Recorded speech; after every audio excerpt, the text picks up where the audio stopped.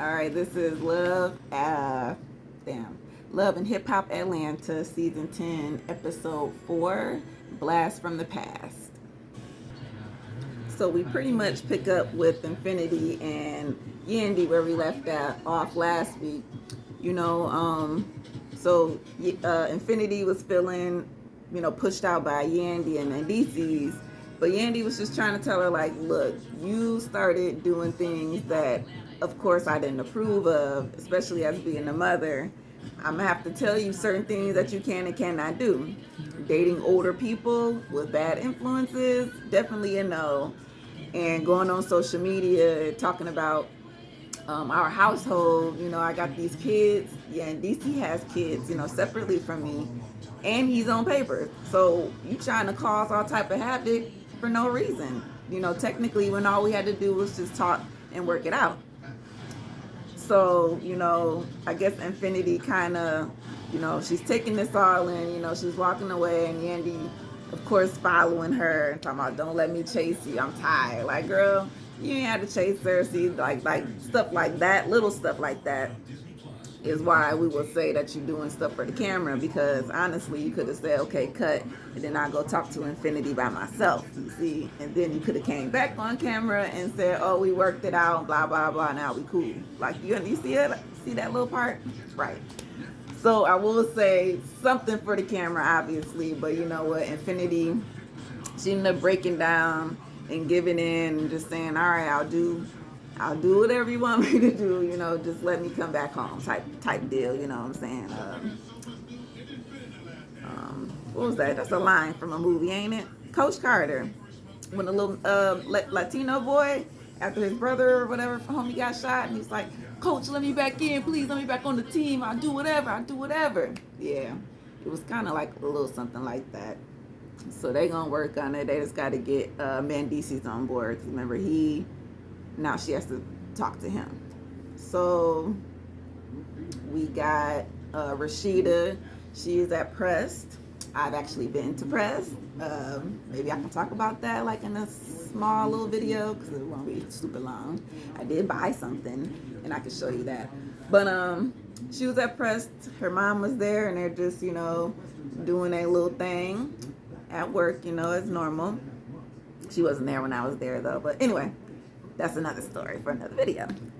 And basically her mom brings up, hey, you got the sister. Well, she knows she has a sister, but your sister's birthday coming up or whatnot. So let's throw a little something.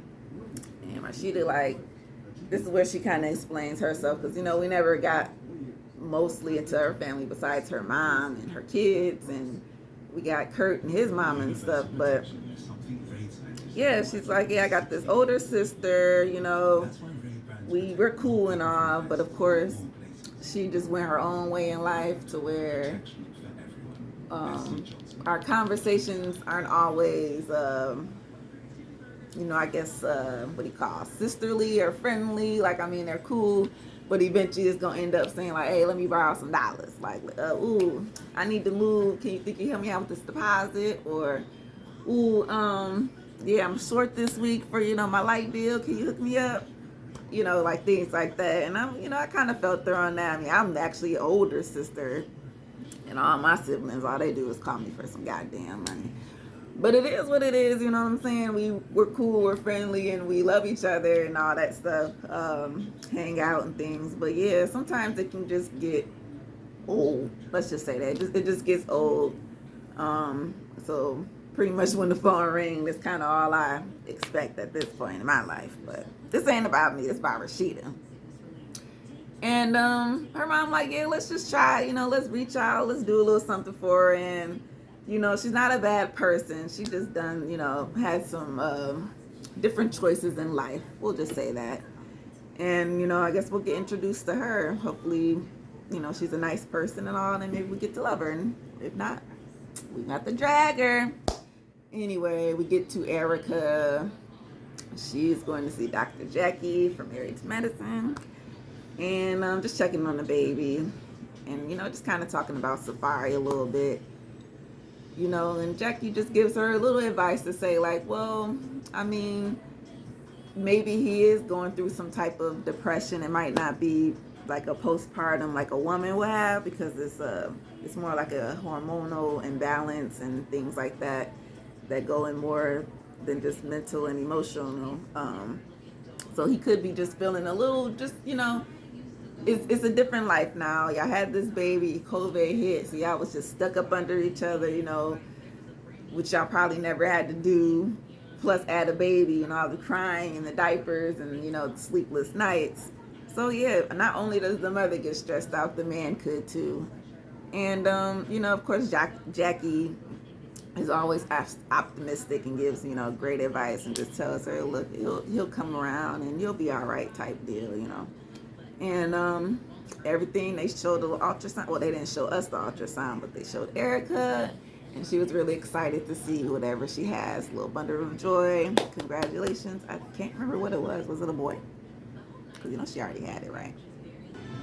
So young baby Tate is out here, rehearsing and, getting her stuff together with her music and her shows, and she booked them busy.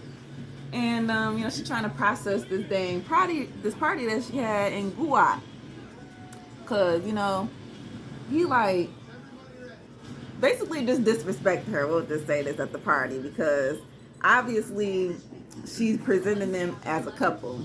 But at the party, he acting like, oh, I'm just here. That's my friend. We not even kicking it like that, but we kicking it. Or, you know what I'm saying? Like, that's my girl, but it's not my, not my girl.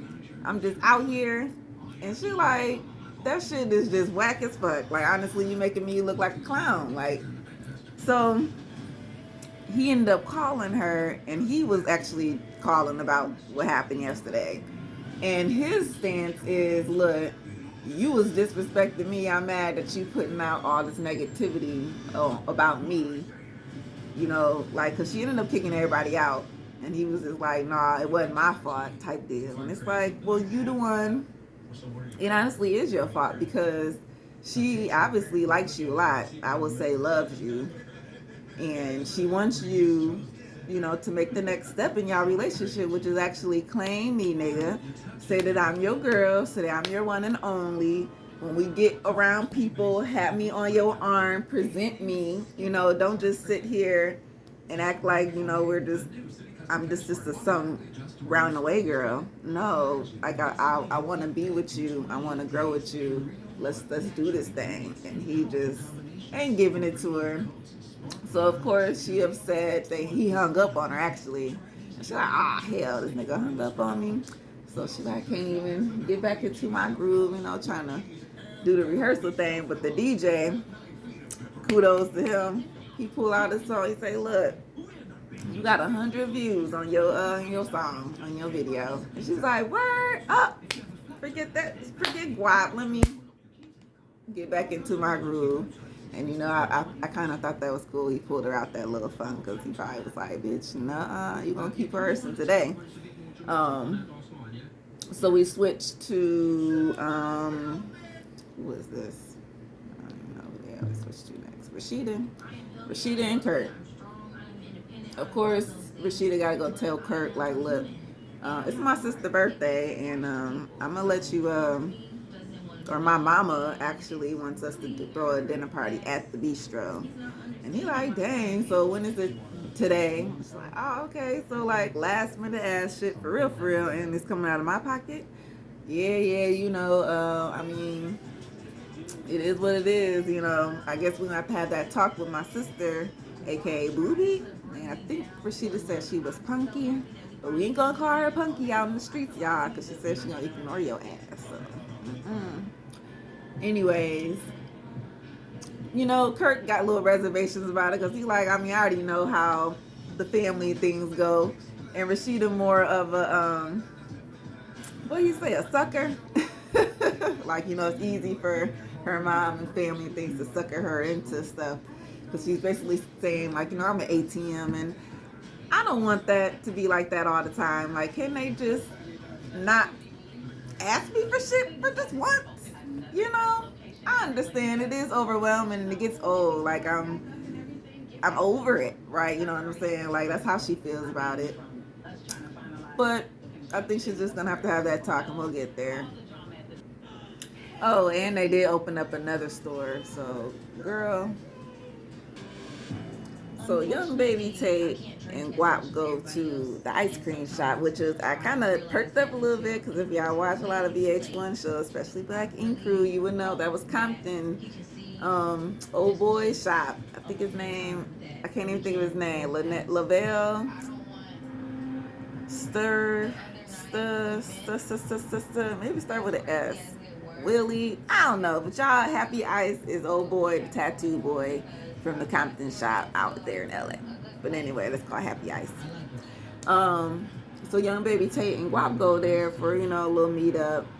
And basically, he trying to tell her, look, that shit that happened,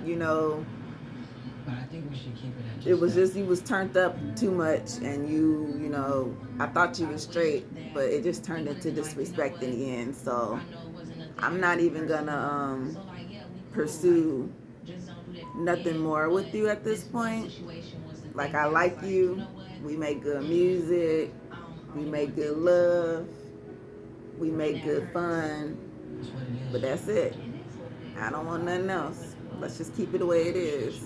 And she like, really? Like, at this point she accepting it, but it's like, why would you use, and well, in the confessional she says she doesn't drink so much, so you're using alcohol as an excuse for one night, and it just ruined his whole view about you to where he can't give you a relationship that you want. I guess, girl, it ain't the alcohol though. Don't blame it on that. Blame it on that food, because he obviously don't want you. And you just gonna have to accept that. And basically give him the big old F you too. Tell that nigga, fuck you. I ain't working with your ass no more. You ain't getting no more of this ass either. Shit. And Mendices does talk to Infinity, and basically Infinity apologizes and tells him like, look, I'm sorry. I didn't mean to, disrespect the family and put y'all out there and out there on social media, and I just want to come back home if y'all gonna let me. So Mendices like, all right, fine, I'll let you come back, but in the end, I can't trust you if you're gonna keep on doing some stuff like this. So we'll start here from now, but we'll, what I'm saying, if you're gonna do this stuff again, then I just don't know. But the kids love you and everything, so I'm gonna let you come on back. And in the confessional, he was saying how he really don't really trust her. So it is what it is. Like I said, Yandy should have waited till he got out and then did the fostering stuff with this child, because foster kids is just different from, obviously regular kids, because they done been through some things. She been through a lot, and she was already, 16 or something, or 15 or so when you met her. Or I don't know, she was a teenager. So, it's just, she's been through so much. And, how do you handle that,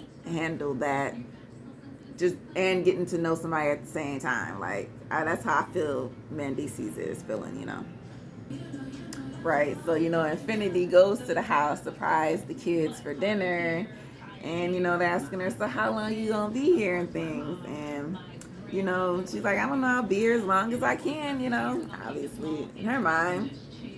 And she tells Mendices this and Yandy, and they just tell her, well, look, we're gonna take baby steps, because coming here for the holidays is obviously a simple thing, but living here 24/7, girl, I'm not so sure about that. So Mendices just telling Yandy like, look, right, she just can't outright just come up here like that, or come down here like that, so let's take it one day at a time, and then we'll see how it go. Because at this moment, yeah, he really don't trust her. Like, I just can't, I just can't at this moment. Rashida and her family, they actually do go to the bistro and meet up with her sister for a little dinner. Nice little intimate, this family thing.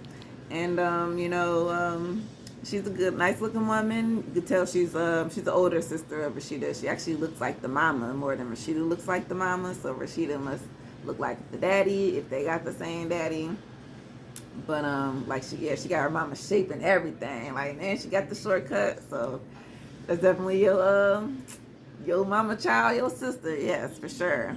And they just kind of go into how they used to be so close when they were younger, And she just wished that they can just get back to that, how it was. It was just so easy and free back then. But as they got older, it's just somehow the disconnect.